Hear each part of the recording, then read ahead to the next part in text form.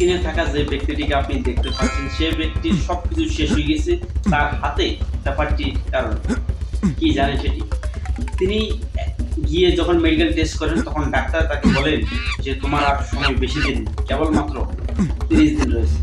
তখন তিনি সেখান থেকে এসে অনেক টেনশন হয়ে যায়। তারপরে তিনি চিন্তা করলেন আছে তো সময় 30 দিন, আনন্দ করে না হয় এই দুনিয়া থেকে যাই।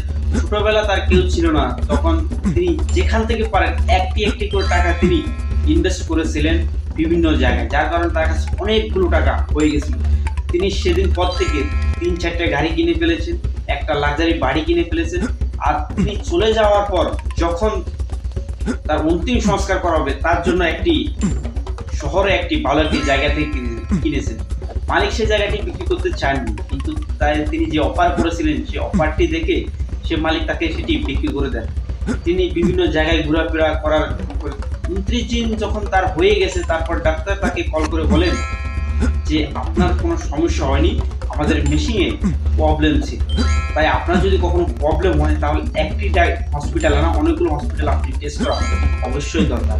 যদি এই ভিডিও থেকে আপনি কিছু শিখতে পারেন বা কিছু জানতে পারেন অবশ্যই কমেন্ট সেকশনে বলতে ভুলবেন না। আর ইউটিউব চ্যানেল থেকে দেখে থাকলে চ্যানেলটিকে সাবস্ক্রাইব করুন, ফেসবুক পেজ থেকে দেখে থাকলে অবশ্যই ফেসবুক পেজটিকে ফলো দিয়ে রাখবেন। ধন্যবাদ জানাচ্ছি আপনাকে পুরো ভিডিওটি দেখার জন্য।